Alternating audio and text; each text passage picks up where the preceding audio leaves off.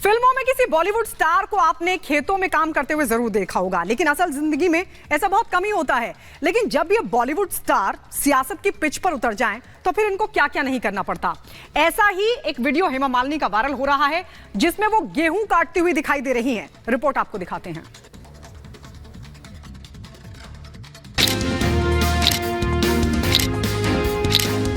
सोचिए आप अपने खेत में काम कर रहे हैं, गेहूं की कटाई हो रही है और अचानक वहां हेमा मालिनी आ जाए।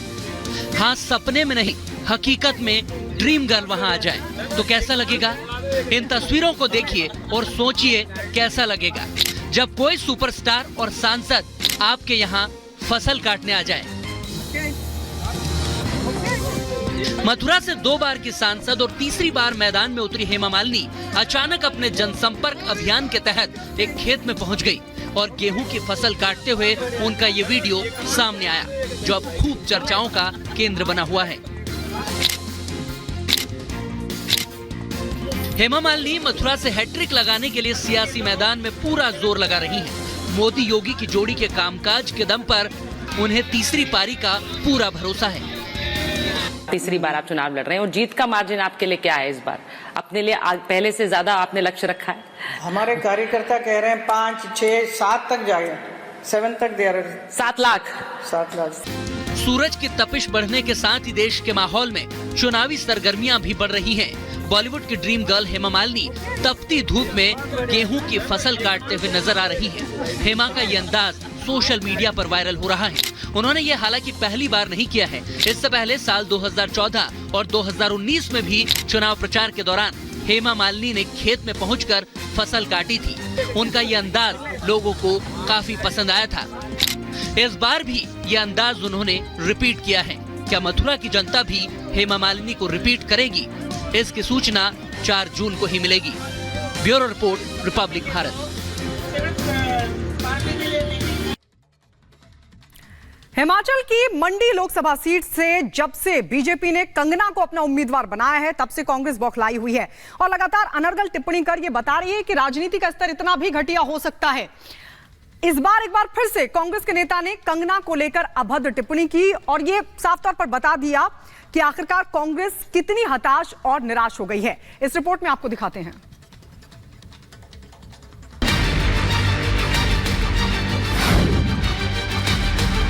ये कोई किसी फिल्म की प्रमोशन नहीं है कि आपने 2 महीने में फिल्म बना दी। बड़ा पप्पू है दिल्ली में, लेकिन हमारे यहाँ पे भी एक छोटा पप्पू है।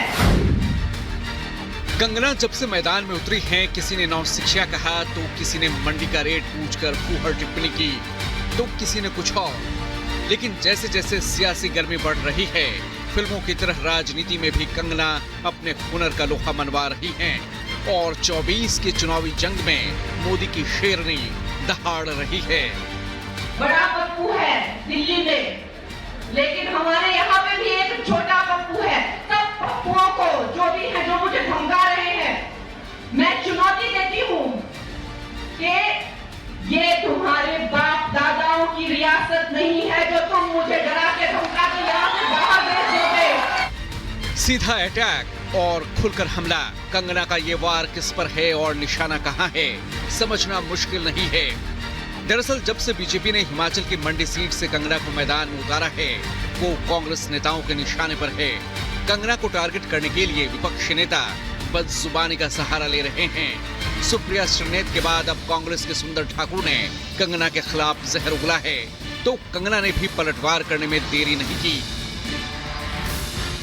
ये कोई किसी फिल्म की प्रमोशन नहीं है कि आपने 2 महीने में फिल्म बना दी, ढिंगा चिक्का करके, प्रमोशन करके, और आप ट्वीट करके, आप मीडिया के माध्यम से आप कुछ भी कहेंगे कि आज मैं आपके बीच में हूँ, आपके अपने हैं। ये पुरुष प्रधान समाज में अगर आपके मनाली की बेटी, अगर आपके मंडी की बेटी अपना छोटा अस्तित्व ढूंढ रही है, अपनी छोटी सी जगह ढूंढ रही है, तो उसमें भी उन लोगों को मिर्ची लगती है। तो ये चाहते क्या है कि हमारी बेटियां पॉलिटिक्स में आए ही नहीं? क्या ये पॉलिटिक्स जो है सिर्फ और सिर्फ पुरुषों के लिए ही रह जाए? एक तरफ ये पुरुष हैं और एक तरफ हमारे मोदी जी हैं, जिन्होंने महिलाओं को 33% आरक्षण दिया पॉलिटिक्स के लिए। कंगना रनौत पहली बार चुनाव मैदान में उतरी हैं और 24 का चुनाव उनका पहला सियासी अनुभव है। मंडी सीट से कंगना के नाम के ऐलान के बाद से ही कांग्रेस के पेट में दर्द हो रहा है, तो इंडी गठबंधन ये हजम नहीं कर पा रहा। आज तक इस तरीके की भाषा शैली का प्रयोग हिमाचल जैसी पवित्र देवभूमि में नहीं हुआ होगा। खैर, मैं ये कहना चाहता हूं कि वो जिस मनाली के मंच पर थी, अगर उन्होंने इस शब्दावली के बजाय अगर मनाली के मुद्दों की बात करी होती। ये बयानबाजी करेंगे लोग, और जो बयानबाजी कर रहे हैं कोई फर्क पड़ने वाला नहीं है।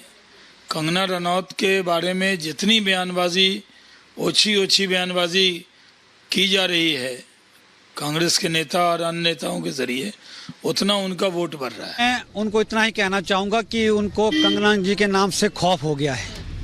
कांग्रेस नेताओं की कंगना के लिए नफरत दिनों दिन बढ़ती जा रही है और शायद इसके पीछे मंडी में कंगना रनौत की पॉपुलैरिटी है।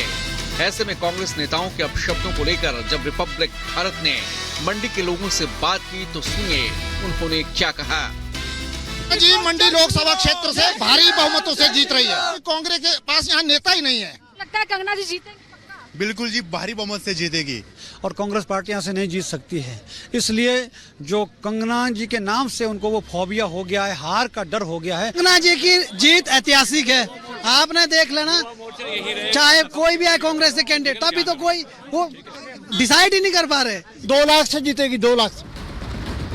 जाहिर है कंगना पर बीजेपी के दांव के पीछे जीत का एक मजबूत समीकरण है, जिसे बीजेपी लंबे वक्त पहले ही भांप चुकी है। तो दूसरी तरफ जानकार बताते हैं कि मैदान में उतरने के बाद कंगना जैसे जैसे मुद्दे उठा रही हैं, उसका असर केवल मंडी पर नहीं बल्कि दूसरी सीटों पर भी पड़ना तय है, और यही कांग्रेस की बेचैनी का सबब है। Bureau report, Republic Bharat.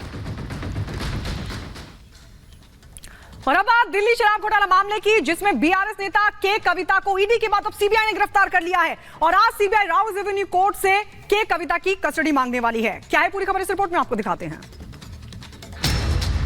Delhi शराब घोटाला मामले में आरोपी बीआरएस नेता के कविता की आज राउज एवेन्यू कोर्ट से सीबीआई कस्टडी मांगेगी। के कविता को आज प्रोडक्शन वारंट पर अदालत लाया जाएगा और उसके बाद अदालत यह तय करेगी कि के कविता को कितने दिनों की सीबीआई कस्टडी दी जाए। कविता को गुरुवार को सीबीआई ने गिरफ्तार किया है। ईडी की टीम ने पिछले महीने ही हैदराबाद से के कविता को गिरफ्तार किया था।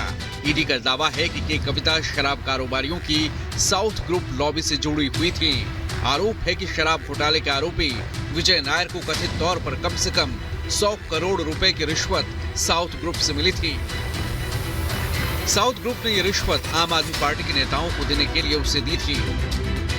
वहीं दिल्ली शराब घोटाले मामले में आरोपी दिल्ली के पूर्व डिप्टी सीएम मनीष सिसोदिया की भी आज राउज एवेन्यू कोर्ट में पेशी है। सिसोदिया की सीबीआई मामले में न्यायिक हिरासत आज खत्म हो रही है।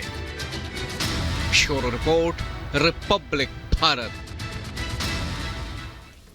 और इस बीच आपको बता दें, भारत दौरे पर आ सकते हैं यूएस के एनएसए जैक सुलिवन। 18 अप्रैल को आ सकते हैं दिल्ली। आइए पूरी खबर आपको इस रिपोर्ट में दिखाते हैं। संयुक्त राज्य अमेरिका के राष्ट्रीय सुरक्षा सलाहकार जैक सुलिवन भारत दौरे पर आ सकते हैं। जानकारी के मुताबिक Jake Sullivan critical and emerging technologies पहल के तहत भारत और अमेरिका के बीच सहयोग को बढ़ावा देने के लिए यहां आएंगे।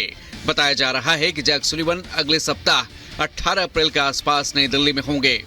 क्रिटिकल एंड इमर्जिंग टेक्नोलॉजीज के तहत दोनों देशों के बीच रक्षा, अंतरिक्ष, क्वांटम और दूर संचार समेत 6 अहम मुद्दों पर बातचीत होती है।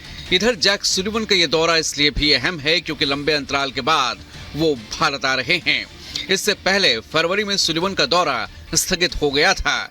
बता दें कि हाल ही में जैक सुलिवन ने कहा है कि भारत और अमेरिका की साझेदारी नई ऊंचाइयों पर पहुंची है। ये बात उन्होंने उस वक्त कही जब ईरान, मिस्र, यूएई और इथियोपिया के ब्रिक्स में शामिल होने के मद्देनजर दुनिया में अमेरिका के नेतृत्व में कमी और सऊदी अरब का हिस्सा बनने पर विचार करने के सवालों का जवाब दे रहे थे।